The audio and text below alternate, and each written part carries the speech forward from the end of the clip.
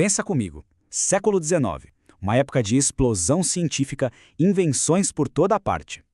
E no meio disso tudo, surge um movimento que tentou algo, digamos, bem radical, usar as mesmas ferramentas da ciência para estudar o mundo invisível. Nessa nossa análise de hoje, a gente vai mergulhar na proposta do espiritismo não como uma religião, mas como uma ciência de observação. E a grande pergunta que estava no ar, o que impulsionou tudo isso, foi basicamente esta. Será que o método científico, aquele que nos deu máquinas a vapor, que nos ajudou a entender a eletricidade, poderia ser usado para entender a alma, a consciência, a vida depois da morte? Essa era a questão audaciosa que os pensadores daquela época estavam encarando. Agora, olha que interessante o dilema que a gente vê aqui. A ciência material, essa da esquerda, lida com aquilo que é previsível, que é controlável. Você mistura dois elementos químicos e pronto, o resultado é sempre o mesmo. Mas e os fenômenos do lado direito? Coisas como mesas se movendo sozinhas ou mensagens que simplesmente apareciam. Eram fenômenos espontâneos, eles pareciam envolver uma inteligência. Não dava para colocar isso num tubo de ensaio. O argumento era que a ciência tradicional simplesmente não tinha as ferramentas para julgar essas coisas. Ela foi feita para outro tipo de realidade. E é aí que entra a figura central dessa história toda, Allan Kardec. Ele não era um profeta nem um místico. O nome dele, na verdade, era Hippolyte Léon Denisard Rivail, um educador super respeitado em Paris, com uma mente treinada na lógica, na observação. O ponto de partida dele não foi uma crença, foi pura curiosidade. O que, afinal, estava por trás desses fenômenos estranhos que estavam virando febre nos salões da Europa? E essa citação aqui, olha, ela resume perfeitamente a abordagem dele. Kardec não queria criar uma religião nova. Ele propôs que o espiritismo era, na verdade, uma ciência. Uma ciência que, em vez de se basear em dogmas, em fé cega, aplicaria um método experimental para entender a natureza e as manifestações daquilo que ele depois chamaria de espíritos.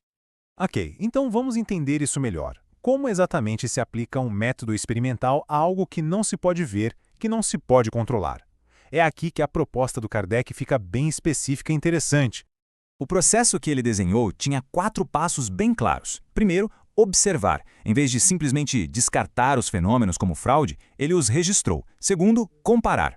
Ele juntou relatos de toda a Europa para tentar achar padrões. Terceiro, buscar a causa. O raciocínio era, se os efeitos eram inteligentes, tipo uma mesa que respondia a perguntas com batidas, a causa também tinha que ser inteligente. E por fim, a partir desses padrões todos, ele tentou deduzir as leis que governavam essas interações, bem parecido com o que Newton fez ao deduzir a lei da gravidade, observando as maçãs caindo.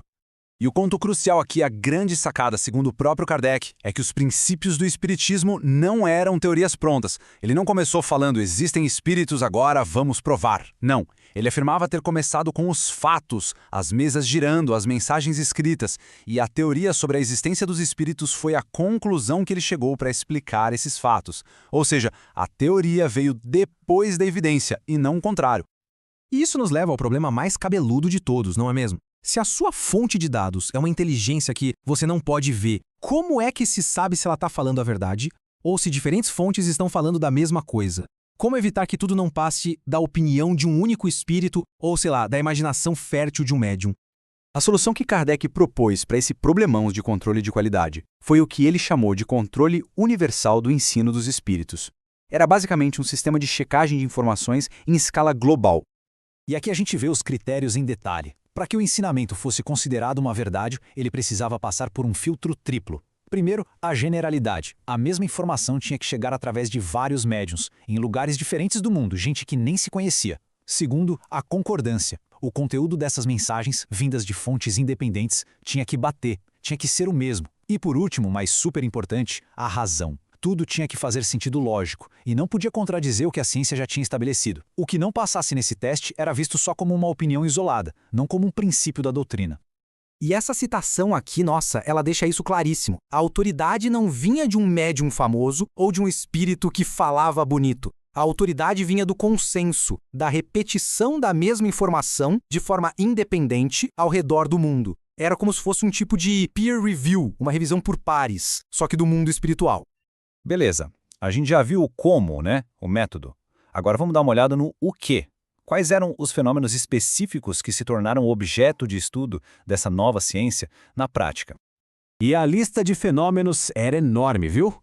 Começou com coisas, digamos, mais simples, como os movimentos de objetos, e foi avançando para eventos bem mais complexos e difíceis de explicar, como a escrita que aparecia do nada, a visão à distância e até a materialização temporária de formas humanas. As famosas mesas girantes foram um pontapé inicial. Mas o que realmente intrigou os investigadores como Kardec não era só o movimento da mesa, era a inteligência por trás dele. A mesa não se mexia de forma aleatória.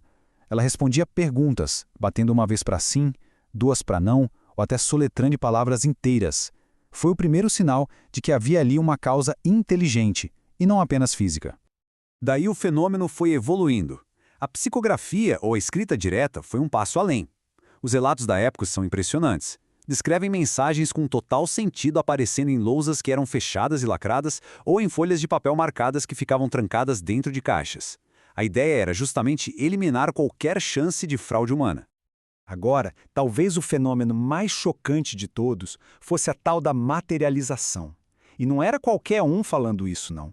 Cientistas respeitadíssimos como o físico britânico William Crookes, um dos pioneiros no estudo dos raios catódicos, relataram ter visto e até fotografado formas que ficavam sólidas por um tempo, podiam ser tocadas, conversavam e mexiam nos objetos do ambiente.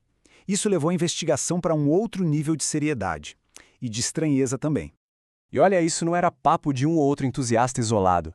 A Sociedade Dialética de Londres, que era composta por cientistas, advogados, gente muito séria, montou um comitê para investigar esses fenômenos. Depois de 18 meses de experimentos rigorosos, eles chegaram a algumas conclusões bem fortes, como a gente vê aqui. Concluíram que existia sim uma força real, invisível, capaz de mover objetos pesados. E, talvez o mais importante, concluíram que essa força era frequentemente dirigida por inteligência. E o mais curioso é que a maioria dos membros do comitê começou a investigação totalmente cética. E só mudou de opinião porque, segundo eles, as evidências eram irresistíveis. Então, a partir dessa montanha de observações, o que surgiu não foi só uma lista de fenômenos esquisitos. Foi uma estrutura filosófica completa. Uma visão de mundo que tentava, de alguma forma, reconciliar o mundo material e o mundo espiritual. É que para Kardec, espiritismo e ciência não eram inimigos. Muito pelo contrário, eles os via como duas metades de um todo. Como a gente vê aqui, a ciência material, sozinha, era incapaz de explicar os fenômenos da consciência, da inteligência fora do corpo. Por outro lado, o espiritismo, sem o rigor do método científico, sem a comprovação, seria só mais um sistema de crenças, sem nenhuma base sólida. E essa frase aqui fecha essa ideia com chave de ouro. A ideia é essa. Juntas, elas poderiam oferecer uma compreensão muito mais completa do universo. A ciência explicaria as leis da matéria e o espiritismo as leis do espírito, não como opostos, mas como parceiros na busca pela verdade. E no fim das contas, essa tentativa lá do século XIX de mapear o invisível deixa uma pergunta no ar para a gente até hoje. Independentemente do que cada um pense sobre as conclusões dele, a jornada do Kardec nos força a questionar o que a gente considera como uma evidência válida. Onde que a gente traça a linha entre o que pode ser medido em laboratório e o que só pode ser observado? Quais são, afinal de contas, os verdadeiros limites da nossa observação?